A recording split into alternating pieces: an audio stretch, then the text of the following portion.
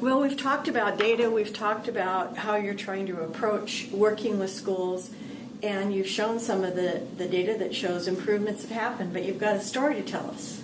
Well, you know, one of the first years that we did the work, we had initially started at elementary, we went to secondary, and so they were kind of my guinea pigs. I had two middle schools out in Beaumont, and one of the principals he was there at every training, and he was just the model to be engaged. Later in his career, in fact, he just retired this last year, but in the beginning of the second year of the training, well, and I take that back, it wasn't the beginning, it was at the end of the first year, which was really surprising because they had begun to show a little bit of improvement, but they were still learning. And so what he realized after our last day of training was that some of his teachers were wanting to do charts. They were wanting to have the visuals up to support the students, the graphic organizers, academic language. And he discovered on his site he only had 2 pads of chart paper and 50 plus teachers. So he was able to find some money, and he went and he bought a chart stand for each teacher. And he bought 3 different types of chart paper, and he had stacks of them. And I walked in the office one day, we were meeting to go do a walkthrough. I said, Vic, what's this? And he says, oh, well, I figured if I was going to ask them to do this, I better make sure they have the materials. And so he says, this is what I've been doing. He says, it was after school, so unfortunately, we were debriefing on some of the data. He says, I've been calling each teacher individually up to the office, shaking their hand and thanking them for everything they do on behalf of all the students at our school site. And I say, take a chart stand and take as many pads of whatever paper you want, and here's a box of the bright markers that Kris uses that you like so much. And I'm excited, and I look forward to seeing what you're going to be able to put up in your room. And that site made such a turnaround to the point that the first year, the end of their second year of training, they froze in PI. That means they met all of their targets in language arts and math for all of their subgroups. Wow. Their third year, a year past, they missed getting out of PI by 2 kids in language arts. 2 kids, and they weren't English learners. And so they have been re-energized and are back at it and are hoping to freeze again this year and be able to next year with the last administration of the CST to get out and freeze and be able to exit PI. But he started a revolution at his site because he shook their hand and thanked them for everything and had his confidence in them and had a very positive approach, using the practice profile, using the feedback. One night I was there until almost 7 o'clock working with him and his assistant principal, giving handwritten individual feedback to each of his teachers to begin brokering that relationship with regards to this initiative. Not saying we have to stay till 7, but the commitment to make that personal connection and give that feedback is very positive. Well, you touched on 2 things. One is relationship. And no matter what we talk about, it doesn't matter if it's budgeting or it's improvement, relationships have to be built in a positive way. And I think the second thing you talked about, which I think we sometimes forget, and what teachers certainly perceive very often is they're told to do something, but they're not given the training or the support to do it. And what you've talked about with him is not only did he take them to the training, he participated fully, and then provided what he saw they might need. Mm-hmm. And then worked on that relationship too to support them. So those are really key pieces. And in fact, our training, we don't even market it as a 1-year training. It's a minimum of 2 years because we need to do the second year support because that's when we see the huge gains. And so we have many sites coming back for 3rd year and 4th year support now because they really like the movement that's going on. But you know what it's all about too is it's not an EL training. Oftentimes the teachers will, this is all about ELs. No, it's all about your students who are not yet proficient or advanced. And each site and each district have a large number of those students. And in fact, when I did the data analysis for a lot of the work that I do, I noticed that although there was a consistent pattern of English learners being among the targets that the sites and the districts were missing, the other subgroups that often also were missing targets were Hispanic and socioeconomically disadvantaged, SED, which are not uncommon because many of those students are also dually identified as English learners. But in our county, we also had 2 other groups that typically were among those that weren't making targets, and that was our African American students and our students with disabilities. And although even our students with disabilities and our African Americans many times on an individual campus may not be a significant subgroup, but collectively at the district level they are. That's why we have 16 of our districts in PI, not only because of ELs. It wasn't just English learners that they missed their targets on, it was many of these other subgroups. And also with regards to the Title III accountability, that is directly related to English learners. But the idea is that this training, this differentiated instruction training, it's not just about English learners. It's not just about their language development. It's about their academic achievement. What we do is we make connections to all the initiatives going on in a district. Typically, many of our districts in the county are doing PLCs. They're doing the professional learning communities. They're setting SMART goals. They're doing data analysis. They're looking at particular standards to try and move their students forward. In fact, one district that I'm working in Hemet, they actually call the research strategies that Marzano and Hattie have highlighted in their books and their research. They call them cause strategies for what's going to cause the change that they're looking for in their SMART goals. So what I did is I was able to take all of the components of our differentiated instruction training and directly connect them to each of the research things that they identified as being having an effect on student learning, so that they could see and make this connection. In fact, I put it in a PowerPoint format to make it available for principals to be sharing with teachers, so that they could see all these different components, whether it's Hattie or whether it's Marzano, so that the teachers, if let's say they wanted to, the cause strategy on their data teams, that they wanted to meet their SMART goal, they were going to work on giving better feedback for the students, then these are the different components from the differentiated instruction training that would support that idea of feedback. So what the principals and the districts and the teachers all saw, instead of this being a separate, unrelated thing that was taking them off in a different direction, is that we were very purposeful to pull all of the district initiatives together in this training.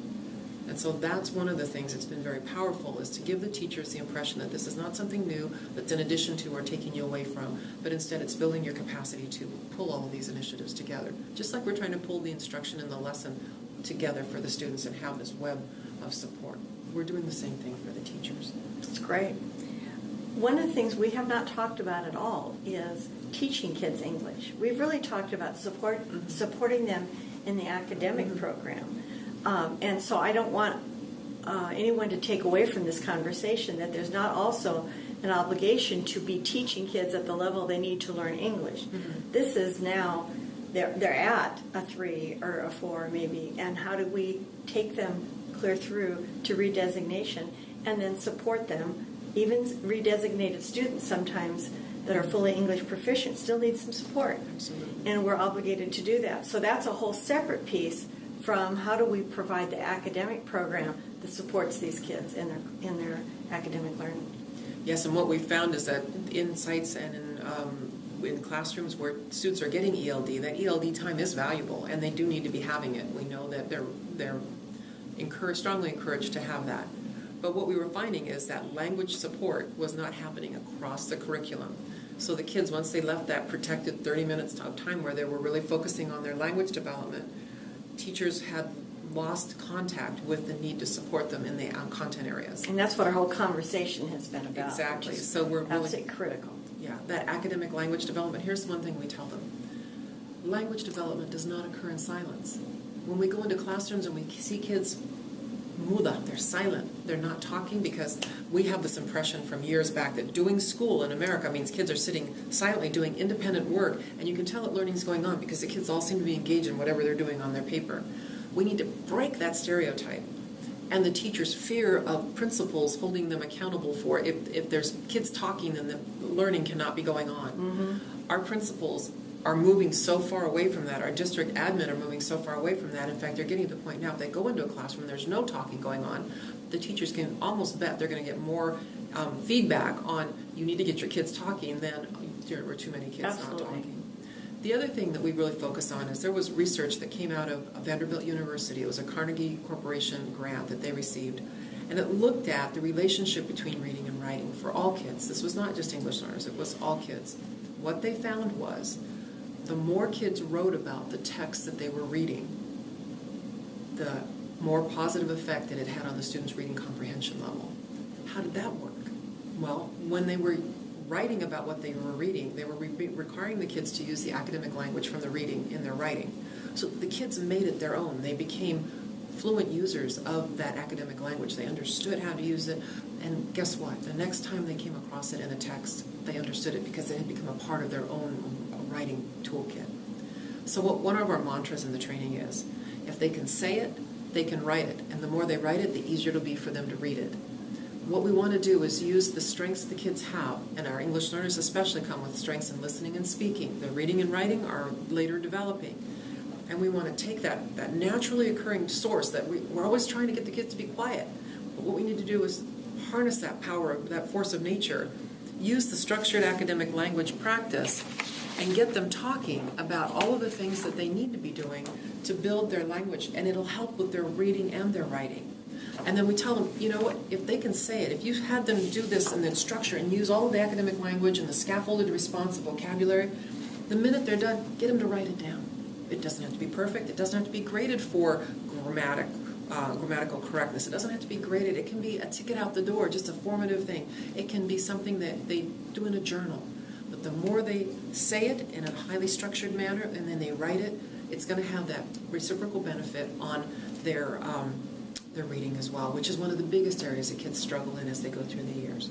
So the two principles that this training was built on that really resonate so well with districts, with site administrators and teachers. One is reciprocal effort. For everything that we recommend that they consider doing as part of the system, we believe that they'll get equal or greater benefit back in the increased student learning for every ounce of effort that they put in. They also will also benefit with regards to the principle that we use of reciprocal effort. We don't ever ask them to work on something for 30 or 40 minutes that the kids can complete in 5 seconds. In other words, those sentence frames, make them general so they can use them over and over again. It takes you a couple minutes to get them up on the board. They can use them over and over again, and they can do literally hours of work based on those sentence frames. So we really try to capture that. But one thing that happens with a lot of our kids that are not proficient or advanced, and this is what the research shows us, we see it in classrooms, especially at the secondary level. The kids who are not yet proficient or advanced have developed coping strategies. Those coping strategies often cast them in the eyes of administrators, in the eyes of teachers, and in the eyes of the community as unmotivated. They don't care about school. Their families don't care about school. They're poor. They're this. They whatever you want to call them. But the kids have developed coping strategies that often they'll make a choice, and they'll go either down one path or another. One path will be they fly under the radar. They'll be the best kids in class. They'll never say a word. They'll never cause a problem. They'll sit quietly, and it'll appear that they're doing their work. It'll appear that they're learning until you go to assess them. And then you find that there are huge gaps in what they know and understand.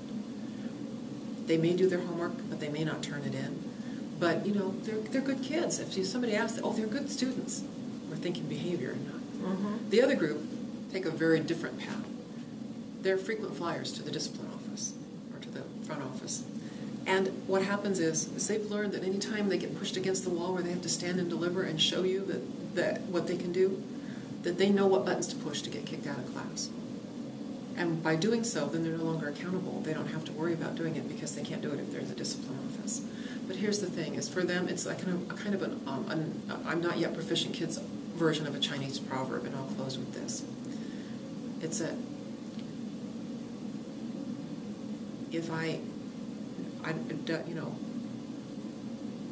Chinese proverb is, it's better to remain silent and be thought a fool than speak and remove all doubt.